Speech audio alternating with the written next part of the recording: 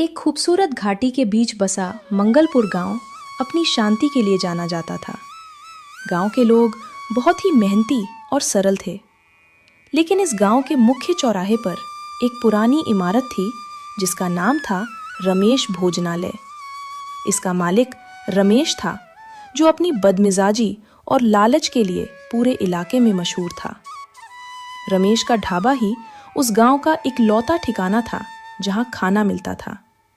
Mutton की थाली बहुत अच्छी थी, इसलिए वो अपनी मनमानी करता था। अरे ओ भोलानाथ, तुमने पिछले हफ्ते के पैसे अभी तक नहीं दिए और आज फिर मटन खाने बैठ गए। मेरा ढाबा कोई धर्मार्थ संस्था नहीं है। अरे रमेश भाई, थोड़ा सब्र रखो, मेरी फसल कटने वाली है। जैसे ही पैसे आएंगे मैं सारा हिसाब चुकता कर दूंगा। मैं तो तुम्हारा रोज का ग्राहक हूँ, मुझे जानते हो। रोज के ग्राहक हो, इसीलिए तो ज्यादा गुस्सा आ रहा है। तुम जैसों की वजह से ही मेरा घाटा होता है। पैसे नहीं है तो घर जाकर दाल रोटी खाओ, यहाँ मेरा सामान बर्बाद मत करो, निकल जाओ यहाँ से। वहीं पास में एक गोपाल नाम का ग्राहक खड़ा हुआ था। रमेश, इतना भी क्या बुरा व्यवहार करना। भोलानाथ ने हमेशा समय पर पैसे दिए हैं, थोड़ा मानवीय व्यवहार करो। तुम अपनी सलाह अपने पास रखो गोपाल। मेरे ढाबे में क्या करना है वो मैं बेहतर जानता हूँ। अगर किसी को मेरा तरीका पसंद नहीं तो वो यहाँ ना आए। पर याद रखना, पूरे गांव में मेरे सिवा मटन खाना कहीं नहीं मिलेगा। रमेश के इसी घमंड और कड़वे स्वभाव से गांव वाले परेशान थे, लेकिन मजबूरी थी। तभी उस गांव में अर्जुन और राधा नाम के एक युवा दंपत्ति का आगमन हुआ। अर्जुन और राधा शहर से आए थे, क्योंकि उनके अपने शहर में गैस की कमी के कारण काम धंधा ठप हो गया था। राधा, देखो कितना सुंदर गांव है। उम्मीद है यहाँ हमें अपनी मेहनत का सही फल मिलेगा और कहीं रहने का भी जुगाड़ हो जाएगा। अर्जुन, मुझे भी यही लगता है। बस तुम हिम्मत मत हारना, हम बहुत मेहनत करेंगे और फिर से अपने पैरों पर खड़े होंगे। दोनों पति पत्नी गांव के अंदर आ जाते हैं, जहां पर कुछ लोग उनसे बातें करने की कोशिश करते हैं। नमस्ते काका, क्या आप बता सकते हैं कि इस गांव के मुखिया जी का घर किस तरफ है? हमें उनसे कुछ जरूरी बात करनी थी। अरे बेटा, मुखिया जी का घर सामने वाली पगडंडी के आखिर में है। वैसे तुम लोग यहाँ नए लग रहे हो। जी काका, हमारे शहर में गैस सिलेंडर की कमी के कारण हम यहाँ कुछ काम धंधा ढूंढने आए हैं। जरूर जाओ, मुखिया जी बहुत भले इंसान हैं, वे जरूर तुम्हारी मदद करेंगे। अर्जुन और राधा मुखिया के घर पहुंचे। मुखिया ने जब उनकी स्थिति सुनी तो उन्हें बहुत दुख हुआ। अर्जुन, मैं तुम्हारी स्थिति समझ सकता हूँ। मटन खाना बनाना तो तुम्हारे खून में है। तुम्हारे पिता भी बहुत बेहतरीन रसोइये थे। इस गांव में रमेश का ढाबा है, लेकिन वो बहुत स्वार्थी है। तुम चाहो तो गांव के किनारे जो पुरानी झोपड़ी है, वहां अपनी शुरुआत कर सकते हो। मुखिया जी, मैं कड़ी मेहनत करने को तैयार हूँ। मुझे बस एक मौका चाहिए और गांव वाले बस मेरा एक बार मटन खा लें, उसके बाद ये रमेश वमेश सबको भूल जाएंगे। जी मुखिया जी, हम अपनी पूरी जान लगा देंगे। ठीक है, मैं तुम्हें छोटी सी जगह और कुछ कच्चा सामान दिलवा देता हूँ, लेकिन याद रखना, रमेश बहुत खतरनाक इंसान है। वो तुम्हें आगे बढ़ता देख बर्दाश्त नहीं करेगा। मुखिया जी, हम अपनी मेहनत पर भरोसा रखते हैं, ऊपर वाला हमारी मदद करेगा। अर्जुन और उसकी पत्नी के लिए रहने का तो व्यवस्था हो चुका था। अब अगले ही दिन अर्जुन बाजार जाकर ताज़ा मटन और ताज़े मसाले ले आता है और उसके बाद बहुत ही स्वादिष्ट मटन बनने लगता है। अर्जुन ने अपनी मेहनत से मटन बनाना शुरू किया। उसने साधारण से मसालों से वो जादू पैदा किया कि खुशबू पूरे गांव में फैल गई। उसके बाद वो अपनी छोटी सी दुकान लगा लेता है, जिसकी खुशबू सबसे पहले भोलानाथ के नाक में जाती है। अरे, ये कैसी महक है? रमेश के ढाबे से तो रोज तेल की बदबू आती थी, लेकिन ये तो कुछ अलग ही खुशबू है। चलो उस तरफ चलकर देखते हैं। सुना है कोई नया लड़का आया है। हमने सुना तुम इस गांव में नए हो और बड़ी स्वादिष्ट मटन करी और साथ में चावल रोटी बेच रहे हो। हाँ भैया, मैं तो अभी नया नया आया हूँ और नया नया मटन बनाना शुरू किया हूँ। मैं अभी आप लोगों के लिए प्लेट लगाता हूँ। आप लोग जरा मेरा शहर का स्वाद गांव में खाकर देखो। खुशबू तो बड़ी अच्छी आ रही है, लगाओ फिर हम लोगों के लिए। उसके बाद अर्जुन ने उन नए ग्राहकों को अपनी स्वादिष्ट मटन की प्लेट लगा दी। दोनों ही ग्राहक उसके स्वादिष्ट गर्मा गर्म मटन खाने लगते हैं। अरे वाह वाह वाह, मैंने तो ऐसा मटन कभी भी नहीं खाया। इसके आगे तो रमेश कुछ भी नहीं है। ग्राहकों की बातें सुनकर अर्जुन बहुत ही खुश हो जाता है। अरे तो एक प्लेट और खा लो ना काका, मैं अभी लगाता हूँ। ऐसे ही अर्जुन लोगों से बहुत ही अच्छे तरीके से बातें करता था और उनको एक्स्ट्रा मटन के पीस भी दिया करता था। धीरे धीरे उसकी दुकान पर बहुत सारी भीड़ होने लगी और वो भी स्वादिष्ट मटन के मजे लेने लगते हैं। अर्जुन के ढाबे पर ग्राहकों की भीड़ जुटने लगी। रमेश दूर से ये सब जलती हुई आंखों से देख रहा था। ये नए आए मेहमान मेरी रोजी रोटी पर हाथ साफ कर रहा है। अगर इन्हें अभी नहीं रोका तो मेरा पूरा धंधा चौपट हो जाएगा। अर्जुन के ढाबे का काम धीरे धीरे रफ्तार पकड़ने लगा था। राधा और अर्जुन की मेहनत रंग ला रही थी। अर्जुन की बनाई मटन और राधा की बनी हुई रोटी की महक ने पूरे मंगलपुर गांव में तहलका मचा दिया था। अब लोग रमेश के बदमिजाज व्यवहार को झेलने के बजाय अर्जुन के ढाबे पर खुशी खुशी आना पसंद करने लगे थे। भाई अर्जुन, क्या जादू कर दिया तुमने इस मटन में। ऐसी तड़का मटन तो मैंने आज तक नहीं खाई। रमेश तो बस मसाले डालकर खाना परोस देता था, पर तुम्हारे खाने में तो स्वाद के साथ प्यार भी है। बिल्कुल सही कहा भोलानाथ। अर्जुन, अब तो हम रोज तुम्हारे यहाँ ही खाना खाने आएंगे। पैसे भी कम और स्वाद भी अव्वल। शुक्रिया गोपाल भाई, आप लोगों का साथ रहा तो हम और भी नई चीजें पेश करेंगे। अर्जुन की सफलता रमेश के लिए एक जलते हुए अंगारे जैसी थी। वो दूर से अपने ढाबे की खाली मेजें देख रहा था और उसके भीतर जलन की आग दहक रही थी। उसने मन ही मन ठान लिया कि वो किसी भी हाल में अर्जुन को इस गांव से बेदखल कर देगा। उसी शाम रमेश ने 2 स्थानीय आवारा लड़कों को अपने पास बुलाया। देखो, तुम दोनों को पता है कि वो नया मटन वाला मेरा धंधा खराब कर रहा है। आज रात जब वो अपनी कमाई लेकर घर जाए तो उसे रास्ते में रोक लेना। लेकिन रमेश भाई, क्या करना है? मारपीट? नहीं, सिर्फ पैसे छीन लेना। उसका आत्मविश्वास टूट जाएगा तो वो खुद ही ये गांव छोड़कर भाग जाएगा। अगर उसने अपनी कमाई खो दी तो वो राशन कहां से खरीदेगा? उसे गरीबी का स्वाद चखाओ। अर्जुन उस दिन बहुत खुश था। उसकी महीने भर की मेहनत का फल उसे मिलने वाला था। चलो, आज तो मेरी काफी अच्छी कमाई हो गई। इतने सारे पैसे तो मैं शहर में भी एक साथ नहीं कमा पाया। चलो अब घर चलता हूँ, राधा मेरा इंतजार कर रही होगी। रात के अंधेरे में जब अर्जुन अपने घर की ओर जा रहा था, तभी उन गुंडों ने उसे सुनसान रास्ते पर घेर लिया। कौन हो भाई? मेरा रास्ता क्यों रोककर खड़े हो? जाने दो मुझे। ज्यादा बकवास मत कर। जो कुछ भी है चुपचाप हमारे हवाले कर दे, वरना आज तेरी आखिरी रात हो सकती है। मैंने तो किसी का बुरा नहीं किया, मुझे जाने दो। मेरी मेहनत की कमाई मेरे पास है, मैं इसे गंवा नहीं पाऊंगा। मुझे पता है तू अभी मटन बेच कर आया है, तेरे पास बहुत पैसे हैं। अगर तूने पैसे नहीं दिए तो ये चाकू तेरे पेट के अंदर डाल दूंगा। ये सब देखकर अर्जुन डर जाता है, क्योंकि जान है तो जहान है। पैसे ऐसे भी कमा लिए जाएंगे। भाई, मैं गरीब आदमी हूँ, मेरे पास जो कुछ था सब ले लो, बस मुझे नुकसान मत पहुंचाना। गुंडे उसके पैसे छीनकर अंधेरे में गायब हो गए। अर्जुन खाली हाथ टूटे हुए कदमों से घर पहुंचा। राधा उसे देखते ही समझ गई कि कुछ अनहोनी हुई है। अर्जुन, क्या हुआ? तुम इतने परेशान क्यों हो? राधा, सब लूट गया। जब मैं रास्ते से आ रहा था तो कुछ गुंडों ने मेरे सारे पैसे छीन लिए। पर चोरों को कैसे पता चला कि तुम्हारे पास पैसे हैं? आप तो इस गांव में नए हो। वही मुझे समझ नहीं आ रहा, उन्हें कैसे पता चला कि मेरे पास आज ही पैसे हैं। मुझे रमेश पर शक हो रहा है। मुखिया ने तो बताया था कि वो अपना ढाबा चलाने के लिए कुछ भी कर सकता है। लेकिन सबूत क्या है? अगर हम ये सब मुखिया या गांव वालों के सामने बताएंगे तो कोई हमारा विश्वास नहीं करेगा। अर्जुन, हम हार नहीं मानेंगे। अगर वो हमसे लड़कर खेल रहा है तो हम अपनी बुद्धिमानी से खेलेंगे।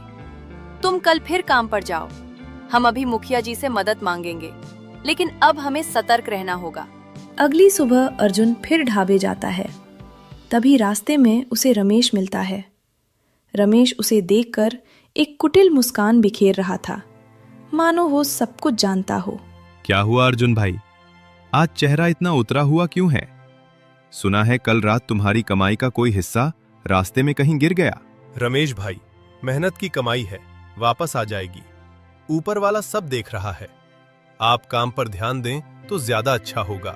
रमेश को अर्जुन का ये शांत व्यवहार और भी ज्यादा अखरा। उसने ठान लिया कि अब वो अर्जुन को किसी बड़े कांड में फंसाएगा। ये अर्जुन इतनी आसानी से नहीं टूटेगा। अभी तो मैंने सिर्फ शुरुआत की है। इसे बदनाम करना होगा ताकि गांव के लोग खुद इसका बहिष्कार कर दें। दिन बीतते गए, अर्जुन अपनी मेहनत में लगा रहा और रमेश अपनी साजिशों के जाल को और गहरा करता गया। गांव की हवा में कुछ बुरा होने की आहट महसूस होने लगी थी। अर्जुन के ढाबे की लोकप्रियता दिन प्रतिदिन बढ़ती जा रही थी। मंगलपुर गांव के लोग अब रमेश का पुराना, बदबूदार और बासी खाना खाने के बजाय अर्जुन के ताज़ा और स्वादिष्ट मटन करी के दीवाने हो चुके थे। रमेश के ढाबे पर धूल जमने लगी थी और उसके लालची स्वभाव की कलई धीरे धीरे खुलने लगी थी। लेकिन रमेश हार मानने वालों में से नहीं था। उसने अपनी हार को ही अपनी सबसे बड़ी ताकत बनाकर एक भयानक साजिश रची। ये अर्जुन क्या चीज है? जब से आया है मेरी दुकान का सन्नाटा शोर मचा रहा है। लोग कहते हैं कि इसके मटन खाने में स्वाद है। स्वाद? मैं सिखाऊंगा इसे स्वाद। अगर मैं इसे सीधे तौर पर नहीं मिटा सकता तो मुझे इसकी इज्जत मिट्टी में मिलानी होगी। एक बार ये बदनाम हो गया तो कोई गांव वाला इसके हाथ का पानी भी नहीं पिएगा। उस दिन रमेश ने अपनी साजिश के अगले चरण पर काम शुरू किया। उसने वही 2 गुंडे जो अर्जुन को लूटते थे उन्हें अपने पास बुलाया। इस बार रमेश की आंखों में एक अजीब सी खूंखार चमक थी। सुनो, इस बार पैसे छीनने की जरूरत नहीं है। इस बार काम कुछ अलग है। आज शाम जब अर्जुन ढाबा बंद करके जाए तो तुम्हें उसकी दुकान में कुछ ऐसा रख देना है जो गांव में आग लगा दे। मैं तुम्हें कुछ नशीले और सड़े हुए मांस के टुकड़े दे रहा हूं। इन्हें चुपचाप उसके स्टोर रूम में या उसके खाना बनाने वाले बर्तन के पास छिपा देना। फिर शोर मचाना कि अर्जुन लोगों को बासी और जहरीला खाना खिला रहा है। लेकिन रमेश भाई, अगर पकड़े गए तो गांव वाले तो हमें मार डालेंगे। पकड़े जाने की बात ही नहीं है। मैं खुद मुखिया और कुछ प्रभावशाली लोगों को साथ लेकर आऊंगा। जब हम छापा मारेंगे तो ये सब चीजें हाथों पकड़ी जाएंगी। अर्जुन की इज्जत एक पल में राख हो जाएगी। उधर अर्जुन अपने ढाबे पर ग्राहकों को खाना परोसने में व्यस्त था। उसका व्यवहार हमेशा की तरह विनम्र था। मुझे आज कुछ अजीब लग रहा है। रमेश आज बहुत शांत है। जो इंसान इतना शोर मचाता था वो आज अपनी दुकान के कोने में बैठा बस हमें ही देख रहा है। देखते हैं आगे क्या होता है। शाम ढली और अर्जुन ने दुकान बंद की। जैसे ही वो घर की ओर निकला, रमेश के गुंडों ने मौका पाकर चुपके से उसके ढाबे के पीछे की खिड़की से अंदर प्रवेश किया। उन्होंने रमेश द्वारा दिए गए संदिग्ध पैकेट को अर्जुन की मटन और अन्य जगह के पास छिपा दिया। वे जैसे ही बाहर निकले, रमेश ने पहले से तैयार योजना के अनुसार मुखिया और गांव के कुछ लोगों को शोर मचाते हुए बुलाया। अरे ओ गांव वालों, देखो देखो, ये कैसा रसोइया तुम्हारे गांव में आया है। तुम लोगों की सेहत के साथ खेल रहा है ये। आओ सब देखो कि ये क्या पका रहा है। क्या हुआ रमेश भाई, इतनी चिल्ला चोट क्यों कर रहे हो? अर्जुन तो बहुत अच्छा खाना बनाता है। अच्छा खाना? चलो आज सब पता चल जाएगा। मुखिया जी, आप खुद देख लीजिए। मैंने सुना है कि ये आदमी जानवरों का सड़ा हुआ मांस और बासी खाना यहाँ स्टॉक करके रख। मुखिया जी और बाकी ग्रामीण ढाबे के अंदर गए। रमेश ने तुरंत अर्जुन के बर्तन के पास रखे उस पैकेट की ओर इशारा किया। गांव वाले स्तब्ध रह गए। अर्जुन को समझ नहीं आ रहा था कि ये सब क्या हो रहा था। मुखिया जी, ये क्या है? मुझे तो इसके बारे में कुछ नहीं पता। मैं तो हमेशा ताजा सब्जियां और मांस लाता हूँ। ये पैकेट यहाँ किसने रखा? उसके बाद सब लोग ढाबे से बाहर आ जाते हैं। ये देखिए, ये क्या है? क्या यही है वो स्पेशल खाना? ये तो जहर है, जहर। ये कैसा आदमी को मुखिया जी ने अपने गांव में रख लिया? ये तो हमें खराब मांस खिलाकर हमारे जीवन के साथ खिलवाड़ कर रहा है। मुखिया जी, ये सब मैंने नहीं किया है। मुझे फंसाया गया है। मुखिया जी, क्या आपको लगता है कि मैं ऐसा कुछ कर सकता हूं? देखो अर्जुन, शायद ये सब तुमने नहीं भी किया हो, लेकिन सारे सबूत तुम्हारी तरफ ही इशारा कर रहे हैं। संदिग्ध पैकेट और खराब मांस तुम्हारी रसोई से मिला है। मैं इसमें कुछ नहीं कर सकता। मैं तुम्हें गांव से तो नहीं निकाल सकता, लेकिन सुनो गांव वालों, आज से इस अर्जुन का ढाबा बंद किया जाता है। अर्जुन बार बार कहता है और विनती करता है कि ये सब उसने नहीं किया। अर्जुन और राधा का ढाबा सील हो चुका था। गांव के लोग अब बटे हुए थे। कुछ को अर्जुन की ईमानदारी पर भरोसा था, तो कुछ रमेश की बातों में आकर उसे संदेह की नजर से देख रहे थे। अर्जुन और राधा बहुत ही उदास थे और वे अपने घर में बैठे हुए बातें कर रहे थे। उस रात अर्जुन और राधा ने एक योजना बनाई। राधा बहुत चतुर थी। उसने अर्जुन को एक ऐसी तरकीब समझाई जिससे रमेश खुद अपने जाल में फंस सकता था। अर्जुन, रमेश ने जो चाल चली है उसमें उसकी अपनी ही घबराहट छिपी है। वो बहुत जल्दबाजी में था। उसने उन गुंडों के साथ मिलकर जो सबूत रखा उसमें उसने अपनी ही गलती छोड़ी है। तुम बस कल सुबह का इंतजार करो। लेकिन कल सुबह हम क्या करेंगे? मुखिया जी ने तो ढाबा सील कर दिया है। हम सीधे मुखिया जी के पास नहीं, बल्कि उस रास्ते पर जाएंगे जहां से रमेश के गुंडे आते जाते हैं। और हाँ, हमें वो केमिकल पाउडर इस्तेमाल करना होगा जिसके बारे में मैंने कल सोचा था। अगली सुबह अर्जुन ने कुछ पैसे लिए और जानबूझकर ढाबे के पास वाले रास्ते से निकला जहां रमेश के गुंडे अक्सर उसे लूटने के लिए घात लगाकर बैठते थे। अर्जुन के थैले में इस बार पैसे नहीं, बल्कि राधा की योजना के मुताबिक एक खास पाउडर लगा हुआ नोटों का बंडल था। देखो, वो आ रहा है। आज फिर उसे लूट लो, ताकि कल पंचायत में मैं ये कह सकूं कि वो फिर से चोरी का पैसा लेकर घूम रहा है। इस बार तो पूरा हफ्ते भर का हिसाब मिल जाएगा। रमेश भाई, उसे इतना डराएंगे कि वो गांव छोड़कर ही भाग जाएगा। गुंडे अर्जुन के पास पहुंचे और उसे घेर लिया। अर्जुन ने कोई प्रतिरोध नहीं किया। उसने चुपचाप नोटों का बंडल उन्हें दे दिया। ये लो भाई, जो चाहिए ले लो, पर याद रखना आज का ये पैसा तुम्हें बहुत महंगा पड़ेगा। हमें तो बस पैसों से मतलब है। तू अपनी फिक्र कर, क्योंकि कल सुबह मुखिया जी तुझे गांव से बाहर का रास्ता दिखा देंगे। ले जाओ, आज तुम्हारी ये जीत ही कल तुम्हारी बर्बादी का कारण बनेगी। गुंडे दौड़ते हुए सीधे रमेश के घर पहुंचे ताकि अपना हिस्सा मांग सके। रमेश ने लालच में आकर तुरंत उन नोटों को अपने हाथों में ले लिया और उन्हें गिनने लगा। बहुत बढ़िया, इस बार तो काफी पैसे हैं। आज अर्जुन का ढाबा हमेशा के लिए बंद हो जाएगा। रमेश भाई, हमारा हिस्सा निकालिए। हमने बहुत रिस्क लिया है। रिस्क? क्या रिस्क? चलो कल का इंतजार करो। अभी जाओ यहाँ से, मुझे और भी काम करने हैं। कुछ देर बाद अर्जुन मुखिया जी को साथ लेकर सीधे रमेश के घर के सामने पहुंचा। पूरे गांव के लोग वहां इकट्ठा हो गए। अर्जुन, तुम यहाँ क्या कर रहे हो? मैंने कहा था कि ढाबा बंद रहने तक तुम यहाँ कोई तमाशा नहीं करोगे। मुखिया जी, तमाशा मैं नहीं, असली चोर का पर्दाफाश हो रहा है। रमेश भाई, बाहर आइए, जनता आपसे कुछ पूछना चाहती है। भीड़ की आवाज सुनकर रमेश बाहर आ जाता है। क्या बदतमीजी है ये? क्या यहाँ मेरा घर कोई तमाशा करने की जगह है? तमाशा तो आप बहुत दिनों से कर रहे हैं। इतने दिन से मेरे यहाँ चोरी कर रहे हो, गंदा मांस डाल रहे हो और मुझे फंसाने की कोशिश कर रहे हो।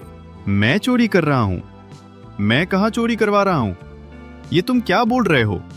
देखिए मुखिया जी, अभी मुझे फंसाने की कोशिश कर रहा है। देखो अर्जुन, बातों को गोल गोल मत घुमाओ। तुम सीधे सीधे बोलो, क्या कहना चाहते हो? तुम्हारे पास कोई सबूत है तो बताओ।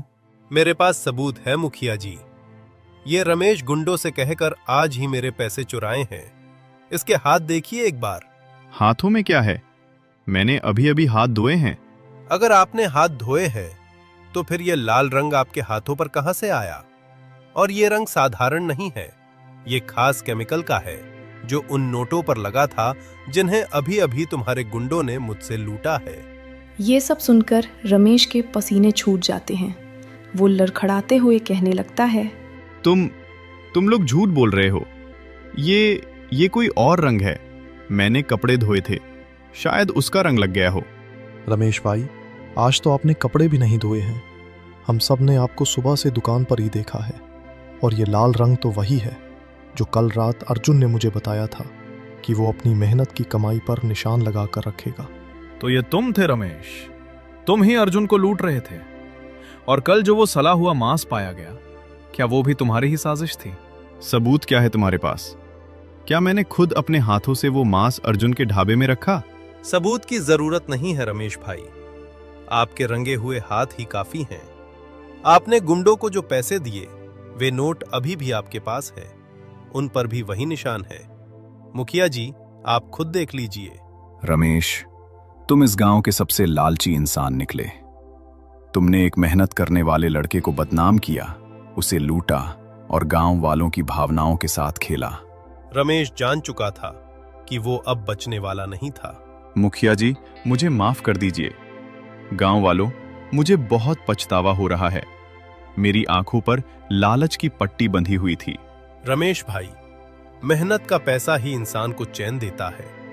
आपने जो दूसरों के साथ किया, वो वापस आपके पास ही आया। पंचायत में खामोशी छा गई। गांव वालों के चेहरे पर रमेश के प्रति गुस्सा था। मुखिया जी अब अपना अंतिम फैसला सुनाने जा रहे थे। रमेश, तुम्हारा ढाबा आज से सील किया जाता है और तुम्हें पूरे गांव के सामने माफी मांगनी होगी। और अर्जुन, अब तुम्हारा ढाबा कल से फिर से शुरू होगा, वो भी दुगने उत्साह के साथ। अर्जुन की चतुराई और राधा की सूझबूझ ने मंगलपुर में चल रहे रमेश के काले कारनामों का पर्दाफाश कर दिया था। अर्जुन जैसा नेक इंसान इस गांव की शान है, और मैंने उसे ही उजाड़ने की कोशिश की। मैं हर सजा भुगतने को तैयार हूं। रमेश, पश्चाताप करना अच्छी बात है, लेकिन कानून और नैतिकता के दायरे में रहकर तुमने जो अपराध किया है, वो सिर्फ एक व्यक्ति के खिलाफ नहीं, बल्कि पूरे गांव के विश्वास के खिलाफ है। गांव का ढाबा अब से सिर्फ तुम्हारे लालच का केंद्र नहीं रहेगा। मुखिया जी, अगर आपकी अनुमति हो तो मैं कुछ कहना चाहता हूं।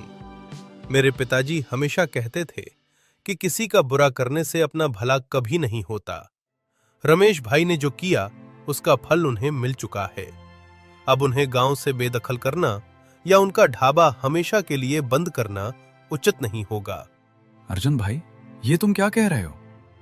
इसने तुम्हें लूटने की कोशिश की, तुम्हें बदनाम किया, और तुम अभी भी इसकी वकालत कर रहे हो।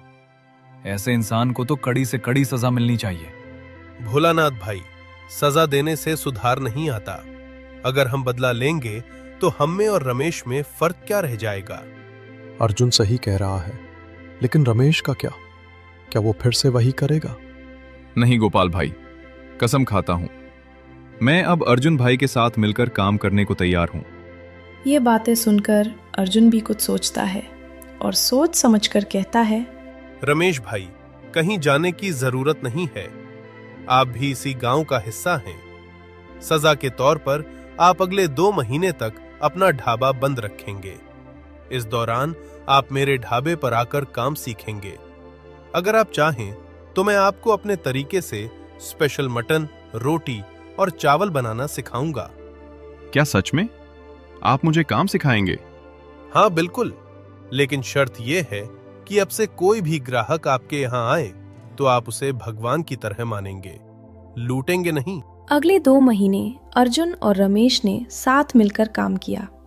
अर्जुन ने रमेश को सिखाया कि कैसे बिना मिलावट और लालच के खाना पकाया जाता है। रमेश की मेहनत रंग लाई और धीरे धीरे उसका स्वभाव बदलने लगा। गांव वाले भी हैरान थे कि जो रमेश पहले ग्राहकों से लड़ता था, वही अब मुस्कुराकर उनका स्वागत कर रहा था। नरेटर, 2 महीने बीत चुके थे। अब अर्जुन और रमेश दोनों मिलकर ढाबा संभाल रहे थे। सुबह होते ही ढाबे पर ताजे मसालों की खुशबू फैलने लगी। गांव के लोग पहले की तरह खुशी खुशी वहां आने लगे। अब रमेश के चेहरे पर गुस्से की जगह मुस्कान दिखाई देती थी। अर्जुन भाई, आज मैं पूरी मटन करी अपने हाथों से बनाऊंगा। आप बस देखते रहिए, कहीं कोई गलती हो तो बता दीजिएगा। जरूर रमेश भाई, लेकिन याद रखना, जल्दी करने की कोशिश मत करना। अच्छा खाना हमेशा धैर्य मांगता है। पहले मैं सोचता था कि ज्यादा मसाला मतलब ज्यादा स्वाद, लेकिन असली स्वाद तो सही तरीके में होता है। रमेश ध्यान से मटन पकाने लगा। अर्जुन बीच बीच में उसे छोटी छोटी बातें समझाता रहा। कुछ ही देर में पूरे ढाबे में स्वादिष्ट खाने की महक फैल गई। उसी समय भोलानाथ और गोपाल ढाबे पर पहुंच गए। अरे वाह, आज तो दूर से ही खुशबू बता रही है कि खाना तैयार हो चुका है। हाँ भोलानाथ, और देखो आज खाना रमेश बना रहा है। हाँ भैया, लेकिन अर्जुन भाई की सीख के साथ। चलो सबसे पहले इन्हीं दोनों को खाना परोसते हैं। ये हमारे सबसे पुराने ग्राहक हैं। रमेश ने बड़े सम्मान से दोनों के सामने मटन, चावल और गर्मा गर्म रोटियां रखीं। पहले की तरह उसने कोई गुस्सा नहीं किया, बल्कि मुस्कुराकर पानी भी परोसा। अरे, पहले तो पानी मांगने पर भी डांट पड़ती थी, आज बिना मांगे पानी भी मिल गया। भोलानाथ भाई, उन बातों को याद मत दिलाइए। अब सोचता हूं तो खुद पर शर्म आती है। कोई बात नहीं रमेश, गलती सबसे होती है, लेकिन हर कोई उसे सुधार नहीं पाता। दोनों ने खाना खाना शुरू किया। कुछ पल तक दोनों बिना कुछ बोले खाते रहे। क्या हुआ, खाना ठीक नहीं बना क्या? अगर बोलने लगेंगे तो खाना ठंडा हो जाएगा। पहले पेट भर लें, फिर तारीफ करेंगे। सही कहा, आज तो स्वाद सच में बहुत बढ़िया है। ये सब अर्जुन भाई की वजह से है। नहीं रमेश भाई, मेहनत आपने की है, मैंने तो सिर्फ रास्ता दिखाया था। तभी मुखिया भी ढाबे पर पहुंच गए। उन्होंने देखा कि अर्जुन ग्राहकों को खाना परोस रहा है और रमेश पूरे सम्मान से उनकी सेवा कर रहा है। आज तुम दोनों को साथ देखकर बहुत खुशी हो रही है। कभी यही जगह झगड़ों की वजह थी और आज यही गांव की पहचान बन गई है। मुखिया ने ढाबे में चारों तरफ नजर दौड़ाई। सभी ग्राहक मुस्कुराते हुए खाना खा रहे थे। रमेश, अब बताओ, सबसे बड़ी सीख क्या मिली? मुखिया जी, पहले मैं सोचता था कि पैसा सबसे बड़ा होता है, लेकिन अब समझ आया कि लोगों का भरोसा उससे भी बड़ा होता है। पैसा दोबारा कमाया जा सकता है, लेकिन भरोसा टूट जाए तो उसे वापस कमाना बहुत मुश्किल होता है। और भरोसा कमाने का सबसे आसान तरीका है ईमानदारी और अच्छा व्यवहार। बिल्कुल सही कहा। अब हम सब इसी ढाबे पर आएंगे, क्योंकि यहाँ सिर्फ अच्छा खाना ही नहीं, अपनापन भी मिलता है। और हाँ रमेश, अब कभी किसी ग्राहक पर गुस्सा मत करना। अब अगर मैं गुस्सा करूं तो सबसे पहले अर्जुन भाई ही मुझे डांट देंगे। डांटूंगा नहीं, बस याद दिलाऊंगा कि तुम पहले कैसे थे। सब लोग जोर से हंस पड़े। ढाबे का माहौल खुशियों से भर गया। अर्जुन और रमेश मिलकर ग्राहकों को खाना परोसते रहे। अब मंगलपुर में लोग सिर्फ स्वादिष्ट मटन की नहीं, बल्कि इस बात की भी मिसाल देने लगे थे कि अगर इंसान अपनी गलती स्वीकार कर ले तो उसकी नई शुरुआत हमेशा संभव होती है।